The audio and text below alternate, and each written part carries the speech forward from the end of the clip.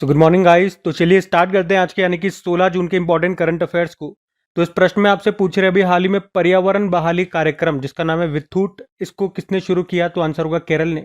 तो अभी केरल ने विथूट नाम से एक पर्यावरण बहाली कार्यक्रम को शुरू किया है।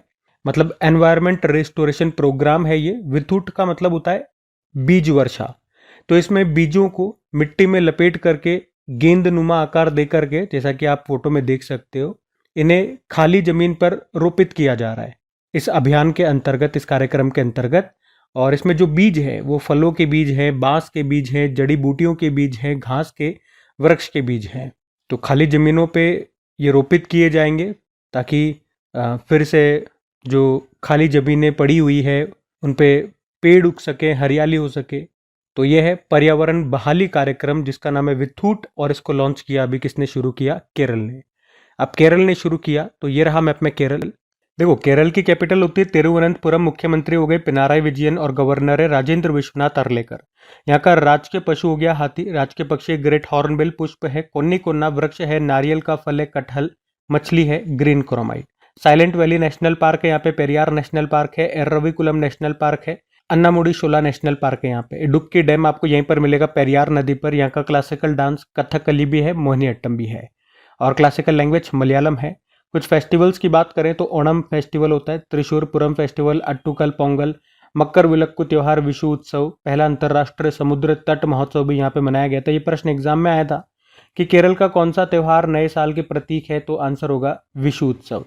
केरल के समुद्री तट को मालाबार तट कहते हैं, तमिलनाडु के समुद्री तट को कोरोमंडल तट कहते हैं, और केरल इसे मसालों का बाग भी कहते हैं। सबरीमाला टेम्पल ये भी आपको केरल में मिलेगा। इसके अलावा कुछ और प्रश्न मैं आपको केरल से रिवाइज कराऊं तो अभी 78वीं संतोष ट्रॉफी 2024-25 हुई थी, उसको पश्चिम बंगाल ने जीता था केरल को हरा के। केंद्र सरकार ने केरल के वायनाड में हुए भूस्खलन त्रासदी को गंभीर प्राकृतिक आपदा घोषित किया था। पश्चिमी घाट की सबसे ऊंची चोटी ये अन्नामुडी है जो आपको मिलेगी केरल में। केंद्रीय नारियल अनुसंधान संस्थान सेंट्रल कोकोनट रिसर्च इंस्टीट्यूट कहाँ पर है? केरल में है। कवचम को लॉन्च किया था केरल ने, और गो समृद्धि मवेशी बीमा योजना भी शुरू हुई केरल में। अट्टुकल पोंगल महोत्सव शुरू हुआ था केरल में, 10 दिनों तक चलता है। और इस तरह से पोंगल उत्सव वो तमिलनाडु में होता है, 4 दिवसीय होता है।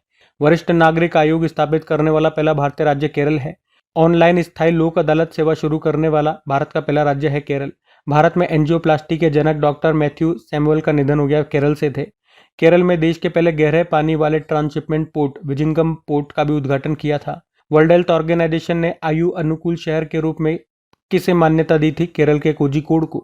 यूनेस्को ने कोझिकोड को भारत का शहर घोषित किया था, और मसाला अनुसंधान संस्थान आपको मिलेगा कोझिकोड में ही। तो ये सब प्रश्न ध्यान में रखना। अगला प्रश्न देखते हैं। फिर अगले में पूछ रहे हैं हाल ही में विश्व बुजुर्ग दुर्व्यवहार जागरूकता दिवस कब मनाया गया? तो आंसर हो जाएगा 15 जून को। तो वृद्ध जनों के प्रति दुर्व्यवहार के बारे में जागरूकता बढ़ाने के लिए हर साल 15 जून को ये world Elder abuse awareness day, विश्व बुजुर्ग दुर्व्यवहार जागरूकता दिवस के रूप में मनाया जाता है। बात करें इस बार की थीम क्या है, इंग्लिश में बोलोगे तो addressing abuse of older adults in long term care facilities. Hindi में बोलेंगे तो दीर्घावधि देखभाल सुविधाओं में वृद्धों के साथ दुर्व्यवहार को संबोधित करना। और बुजुर्गों से संबंधित 2 दिवस मैं आपको और बताता हूँ। एक होता है अंतर्राष्ट्रीय वृद्धजन दिवस, international day of older person, वो 1 अक्टूबर को होता है। और एक वर्ल्ड सीनियर सिटीजन डे होता है, विश्व वरिष्ठ नागरिक दिवस, वो 21 अगस्त को होता है। ठीक है, ये 2 दिवस और याद रखना। अब दिवस वाला प्रश्न है, चलो जून के सारे इंपॉर्टेंट डेज में आपको रिवाइज कराता हूँ। देखो 1 जून को वर्ल्ड मिल्क डे था, 1 जून को ग्लोबल डे ऑफ पेरेंट्स, 3 जून को वर्ल्ड बाइसिकल डे, 5 जून को वर्ल्ड एनवायरमेंट डे, 7 जून को वर्ल्ड फूड सेफ्टी डे, 8 जून को वर्ल्ड ओशियन डे, 8 जून को वर्ल्ड ब्रेन ट्यूमर डे, 9 जून को इंटरनेशनल आर्चिव डे, 9 जून को वर्ल्ड एक्रेडिटेशन डे, 10 जून को सभ्यताओं के बीच संवाद के लिए पहला अंतर्राष्ट्रीय दिवस, 11 जून को अंतर्राष्ट्रीय खेल दिवस, और 12 जून को विश्व बाल श्रम निषेध दिवस। 13 जून को अभी इंटरनेशनल एल्बिनिज्म अवेयरनेस डे के रूप में मनाया, और 14 जून को वर्ल्ड ब्लड डोनर डे के रूप में मनाया था। तो ये जून के अभी तक के इंपॉर्टेंट डेज है, ध्यान में रखना। अगला प्रश्न देखते हैं। फिर अगले में पूछ रहे हैं कुशमैन एंड वैकफील्ड की 2025 की निर्माणाधीन डेटा सेंटर क्षमता रिपोर्ट में मुंबई ने विश्व स्तर पर कौन सा स्थान हासिल किया है? तो आंसर होगा 6ठा स्थान। तो कुशमैन एंड वैकफील्ड 2025 की ये रिपोर्ट है, और उसके अनुसार डेटा सेंटर निर्माण क्षमता में मुंबई विश्व स्तर पर 6ठे स्थान पर रहा। वर्तमान में मुंबई शहर में 335 मेगावाट पावर क्षमता का डेटा सेंटर स्थापित है। जिससे ये एशिया पैसिफिक क्षेत्र में बात करोगे तो टॉप पर है और पूरे विश्व में छठे स्थान पर है। पूरे विश्व में टॉप पर कौन है? तो वर्जीनिया। वर्जीनिया ये कहाँ का है? अमेरिका का है। और ये 1834 मेगावाट पावर क्षमता का डेटा सेंटर के साथ इस लिस्ट में टॉप पर है। भारत से मुंबई पूरे विश्व में छठे स्थान पर है। अब ये रैंकिंग वाला प्रश्न है। यहाँ पे 2025 में जो भी इंपॉर्टेंट रैंकिंग सूचकांक हैं जो हमने पढ़े वो सारे मैं आपको रिवाइज कराता हूँ, ध्यान से सुनना। जैसे अगर बात करें कॉफी उत्पादन के मामले में भारत विश्व में 7वें स्थान पर है, टॉप पर ब्राजील है और भारत में टॉप पे कर्नाटक है। ग्लोबल फायर पावर इंडेक्स में भारत चौथे स्थान पर है, टॉप पर अमेरिका है। नीति आयोग के पहले राजकोषीय स्वास्थ्य सूचकांक में पहले स्थान पर उड़ीसा है। अंतर्राष्ट्रीय वायु परिवहन संघ की रिपोर्ट के अनुसार भारत को वैश्विक घरेलू उड़ान भार रैंकिंग में पहला स्थान मिला। Global lead green building 2024 ranking में भारत तीसरे स्थान पर है, टॉप पर चाइना है।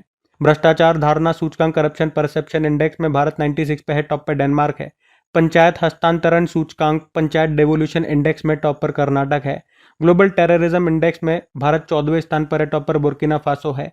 वर्ल्ड हैप्पीनेस इंडेक्स में भारत 118वें स्थान पर है, टॉप पर फिनलैंड है। और अभी जो पहली बार पंचायत उन्नति सूचकांक 2022-23 आया उसमें फ्रंट रनर ए कैटेगरी में टॉप पर गुजरात है।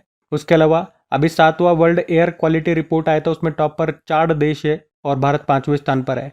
सिप्री की रिपोर्ट आई थी, उसके अनुसार 2020 से 2024 तक विश्व में सबसे बड़ा हथियार आयातक देश इंपोर्टर कंट्री यूक्रेन, भारत दूसरे स्थान पर है।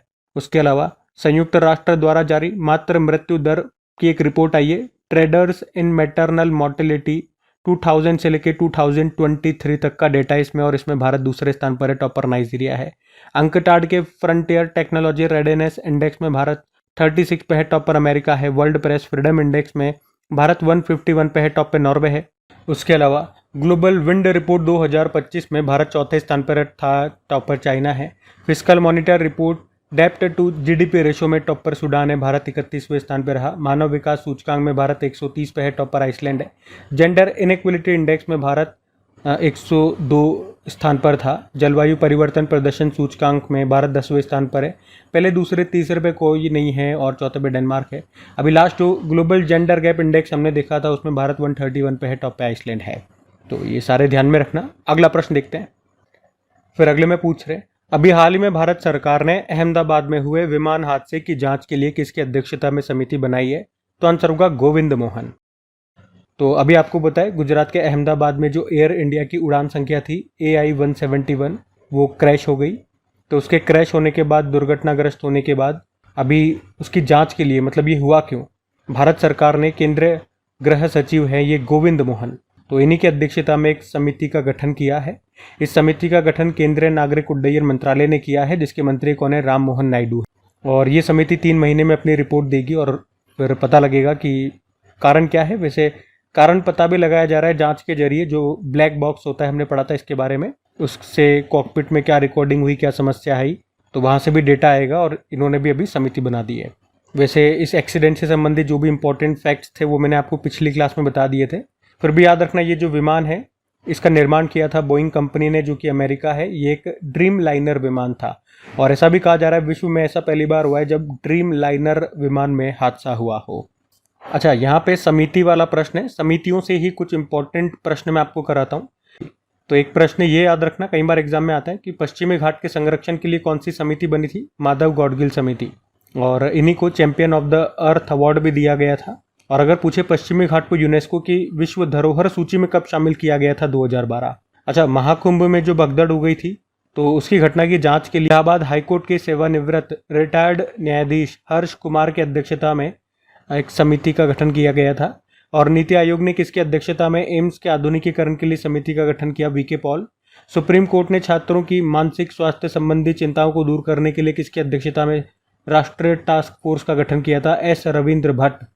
और GDP के आधार वर्ष में बदलाव किस समिति की सिफारिश पर हो रहा है? विश्वनाथ गोल्डर समिति। और अब GDP के लिए जो नया आधार वर्ष होगा, बेस ईयर होगा, वो 2022-23 होगा, 2026 से। अभी तक 2011-12 था। ठीक है, ध्यान रखना ये। अगला प्रश्न देखते हैं। फिर अगले में पूछ रहे, अभी हाल ही में किसे सबसे प्रभावशाली पर्यावरणविद पुरस्कार से सम्मानित किया गया? तो आंसर होगा आचार्य प्रशांत को। तो अभी ग्रीन सोसाइटी ऑफ इंडिया के द्वारा आचार्य प्रशांत को मोस्ट इम्पैक्टफुल एनवायरमेंटलिस्ट अवार्ड से सम्मानित किया गया। ये पुरस्कार आध्यात्मिक स्पष्टता को पर्यावरण जागरूकता के साथ एकीकृत करने और लोगों को स्थायी जीवन जीने के लिए मार्गदर्शन करने में उनके काम के लिए उनको ये पुरस्कार दिया गया है। कौन सा पुरस्कार है? सबसे प्रभावशाली पर्यावरणविद पुरस्कार। इंग्लिश में बोलोगे तो मोस्ट इम्पैक्टफुल एनवायरमेंटलिस्ट अवार्ड आचार्य प्रशांत को दिया गया। अब अवार्ड वाला प्रश्न है, कुछ इंपॉर्टेंट अवार्ड्स मैं आपको रिवाइज करा रहा हूँ, देखो बे। तो ये सारे इंपॉर्टेंट अवार्ड्स रहेंगे, ध्यान से सुनना। अभी 34वां सरस्वती सम्मान मिला था 2024 के लिए साधु भद्रेश दास को, संस्कृत विद्वान है, उनकी पुस्तक स्वामी नारायण सिद्धांत सुधा के लिए। विंडहैम कैंपबेल पुरस्कार 2025 मिला राणा दास गुप्ता को, भारतीय मूल के ब्रिटिश लेखक हैं। राष्ट्रीय समुद्र वरुण पुरस्कार राजेश उन्नी को दिया गया, समुद्री क्षेत्र में भारत का सर्वोच्च सम्मान है ये। और सुदर्शन पटनायक फ्रेड डॉरिंगटन पुरस्कार जीतने वाले पहले भारतीय बने ये। पी शिवकामी वर्चुअल दलित साहित्य पुरस्कार 2025 मिला। प्रधानमंत्री नरेंद्र मोदी को श्रीलंका का सर्वोच्च सम्मान मित्र विभूषण मिला है। और टोक्यो में लीजेंड्स ऑफ एंडोस्कोपी पुरस्कार ये डॉक्टर डी नागेश्वर रेड्डी को मिला। किस राज्य को आधार कार्यान्वयन में उत्कृष्टता के लिए 2 UIDAI पुरस्कारों से सम्मानित किया गया? Meghalaya. World economic forum global young leader for the year 2025 किस मंत्री को चुना गया? राम मोहन नायडू को। World press photo of the year 2025 सम्मान ये मिला समर अबू एलोफ को, फिलिस्तीनी फोटोग्राफर हैं ये। ठीक है, ध्यान रखना सब। अगला प्रश्न देखते हैं।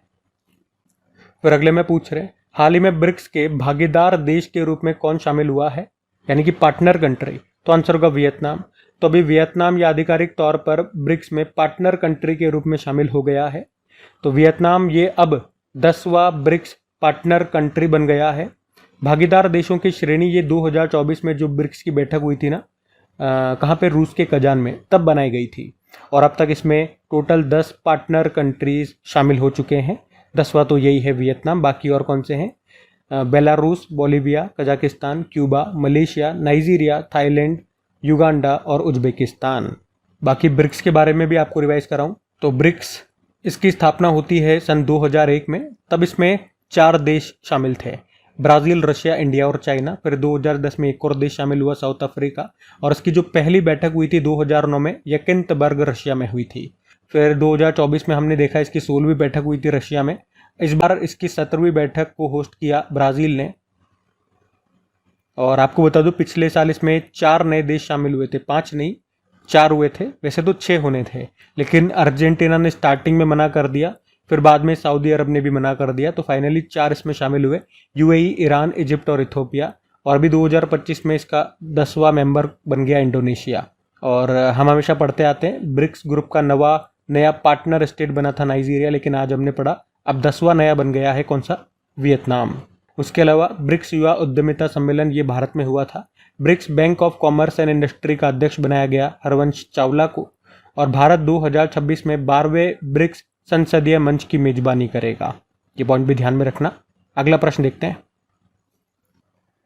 फिर अगले में पूछ रहे हैं कि अभी इंटरनेशनल लेबर ऑर्गेनाइजेशन के नवीनतम आंकड़ों में सामाजिक सुरक्षा कवरेज में भारत को वैश्विक स्तर पर कौन सा स्थान मिला है? तो आंसर होगा दूसरा स्थान। तो इंटरनेशनल लेबर ऑर्गेनाइजेशन के द्वारा जारी नवीनतम आंकड़ों के अनुसार, जो अभी इसने नए डेटा रिलीज किए उसके अनुसार, भारत का सामाजिक सुरक्षा कवरेज 2015 में 19% था और अभी ये बढ़कर के 2025 में 64.3% हो गया है। मतलब पिछले एक दशक में आप देख सकते हो लगभग 45 की इसमें वृद्धि देखी गई है। मतलब अब भारत में 94 करोड़ से अधिक लोग कम से कम एक सामाजिक सुरक्षा लाभ के अंतर्गत आते हैं। तो इसके अनुसार भारत ने पिछले एक दशक में सामाजिक सुरक्षा कवरेज में दुनिया में सबसे तेज वृद्धि दर्ज की है। और इसी संख्या के साथ भारत विश्व में दूसरे स्थान पर है सामाजिक सुरक्षा कवरेज के मामले में। तो पहले स्थान पर कौन है? पहले स्थान पर जर्मनी है। तो इंटरनेशनल लेबर ऑर्गेनाइजेशन की बात करें तो स्थापना होती है 11 अप्रैल 19, हेडक्वार्टर जेनेवा स्विट्जरलैंड में हो गया। डायरेक्टर जनरल हैं गिलबर्ट होंगबो। और याद रखना इस पद पर आने वाले वो पहले अफ्रीकी हैं। किस देश से हैं? टोंगो देश से। और ये जो इंटरनेशनल लेबर ऑर्गेनाइजेशन है ना, इसे नोबेल पीस प्राइज भी मिल चुका है। याद रखना कब? 1969 में। और वर्ल्ड लेबर डे आपको पता ही है 1 मई को मनाते हैं। ठीक है, तो ये भी ध्यान में रखना। अगला प्रश्न देखते हैं। फिर अगले में पूछ रहे हैं, हाल ही में भारत सरकार ने घरों, होटलों, और कारों में एसी की कूलिंग सीमा कितने निर्धारित करने की घोषणा की है? तो आंसर होगा 20 डिग्री सेल्सियस से 28 डिग्री तक। तो अभी सरकार ने एसी यानी कि एयर कंडीशनर के टेम्परेचर के लिए नए नियम निर्धारित किए हैं। तो अब से जो भी नए एसी बनेंगे ना, तो उनमें एसी का जो टेम्परेचर होगा वो 20 डिग्री सेल्सियस से 28 डिग्री सेल्सियस तक ही सेट कर पाओगे आप लोग। मतलब अब ना तो 20 डिग्री सेल्सियस से नीचे एसी चला पाओगे, ना 28 से ज़्यादा। 28 से ज़्यादा तो वैसे कौन ही चलाते होंगे। एसी का इस्तेमाल ही रूम को ठंडा करने के लिए करते हैं, जिसमें बहुत से लोग तो 16 पे, 17 पे, 18 पे इन पे चलाते हैं। लेकिन अब ऑप्शन ही नहीं होगा, 20 डिग्री से नीचे आप कर ही नहीं पाओगे। और ऐसा करने का कारण क्या है? तो ऐसा करने का मुख्य कारण समझ में आता है, बिजली की खपत कम होगी और कार्बन उत्सर्जन में भी कमी आएगी। और वैसे मैं आपको बता दूं कि कुछ देशों में एसी के टेम्परेचर को लेकर सख्त नियम पहले से लागू हैं। जैसे कि जापान में डिफ़ॉल्ट सेटिंग है 26 डिग्री सेल्सियस पर ही चलेगा, आप चेंज ही नहीं कर सकते हो। इटली और स्पेन में 23 और 27 के बीच में ही आप चेंज कर सकते हो, 23 से नीचे तो कर ही नहीं सकते हो। तो अब भारत में भी ऐसा कर दिया गया, अच्छी बात है। आपको पता होना चाहिए एसी और फ्रिज, पहले इसमें कूलेंट यानी कि शीतलक के रूप में क्लोरोफ्लोरोकार्बन का इस्तेमाल किया जाता था, जिसे फ्रेयॉन भी कहते हैं। और उससे समस्या क्या थी? उससे ओजोन परत का क्षरण होने लगा था। फिर 16 सितंबर 1987 में मॉन्ट्रियल प्रोटोकॉल को अपनाया गया। कहाँ पर हुआ था? मॉन्ट्रियल, कनाडा में। इसीलिए उसको बोला गया मॉन्ट्रियल प्रोटोकॉल। और उसमें क्या कहा गया था कि एसी और फ्रिज में अब कूलेंट के रूप में क्लोरोफ्लोरोकार्बन का इस्तेमाल नहीं करेंगे। तो अब भैया याद रखना, अब जो भी नए एसी बनेंगे 20 डिग्री से नीचे करने की कोशिश मत करना। या कहीं पर एसी देखो वो कहें कि यार आपका एसी तो 16 पे चला जाता है, 18 पे चला जाता है, ये तो 20 से नीचे ही नहीं जा रहा, लगता है खराब दे दिया। खराब नहीं दे दिया, अब इसी तरह के आएंगे। ठीक है, अगले प्रश्न की बढ़ते हैं। अगले में पूछ रहे हैं, हाल ही में डेविड बेकहम को नाइटहुड की उपाधि से सम्मानित किया गया, उनका संबंध किस खेल से है? तो आंसर होगा फुटबॉल। तो मैनचेस्टर यूनाइटेड और इंग्लैंड और कई फेमस क्लबों के ये दिग्गज फुटबॉलर रह चुके हैं डेविड बेकहम। और अभी इनको ब्रिटेन के जो राजा हैं किंग्स चार्ल्स तृतीय, उन्होंने नाइटहुड सम्मान से, नाइटहुड की उपाधि से उनको सम्मानित किया है। तो अब उनके नाम के आगे सर लगाया जाएगा। उन्हें ये सम्मान खेल और चैरिटी के क्षेत्र में उनके योगदान के लिए दिया गया है। डेविड बेकहम, याद रखना, पूछे इनका संबंध किस खेल से है तो आप सभी जानते हो फुटबॉलर है। और किस देश से? तो इंग्लैंड आंसर हो जाएगा। तो ये थी आज की हमारी करंट अफेयर्स की क्लास। बाकी मैं आपको डेली बताता हूँ, इन सभी का क्विज आपको मिल जाता है प्रैक्टिस के लिए। कहाँ पे? अपनी क्रैक एग्जाम एप्लीकेशन पे, और पीडीएफ आपको मिल जाती है अपनी टेलीग्राम चैनल पे। दोनों का लिंक नीचे डिस्क्रिप्शन बॉक्स में है। या अपनी क्रैक एग्जाम एप्लीकेशन को तो आप गूगल प्ले स्टोर से डायरेक्ट डाउनलोड कर सकते हैं। बाकी चलो भी कल के करंट अफेयर्स का क्विक रिवीजन कर लेते हैं और सेशन एंड करते हैं। तो कल पहला प्रश्न पूछा गया था भी, तीसरे संयुक्त राष्ट्र महासागर सम्मेलन का आयोजन ये कहां पर किया गया? फ्रांस में। फिर पूछा, किसे ई स्पोर्ट्स वर्ल्ड कप 2025 के लिए वैश्विक राजदूत नियुक्त किया गया? Cristiano Ronaldo. फिर पूछा, आईसीसी विश्व टेस्ट चैंपियनशिप 2025 का खिताब किसने जीता? South Africa. और फिर पूछा, अंतर्राष्ट्रीय एल्बिनिज्म जागरूकता दिवस मनाया गया 13 जून को। Kashmir insurgency deconstructing the state response, इस बुक को किसने लिखा है? योगिंदर कंधारी ने। अमेरिकी मेडिकल एसोसिएशन का अध्यक्ष बनने वाले भारतीय मूल के व्यक्ति अभी बन गए डॉक्टर श्रीनिवास मुक्कमाला। और भारत के लोकपाल ने कौन सा नया आदर्श वाक्य अपनाया? नागरिकों को सशक्त बनाए, भ्रष्टाचार को उजागर करें। उसके अलावा थल्लिक की वंदनम योजना किस राज्य में शुरू की गई? आंध्र प्रदेश। और क्रॉपिक पहल किस मंत्रालय ने शुरू की है? कृषि एवं किसान कल्याण मंत्रालय। उसके अलावा extended trajectory long duration hypersonic cruise missile किसके द्वारा विकसित की गई? डीआरडीओ। चलो कल का भी होमवर्क प्रश्न देखते हैं और सेशन एंड करते हैं फिर। तो कल आपसे पूछा था, पूर्वोत्तर भारत का पहला भूतापीय उत्पादन कुआं ये कहां पर खोदा गया था? तो आंसर हो जाएगा अरुणाचल प्रदेश। आप सभी ने प्रश्न का बिल्कुल सही उत्तर दिया। अब ये आज का आपका होमवर्क प्रश्न है।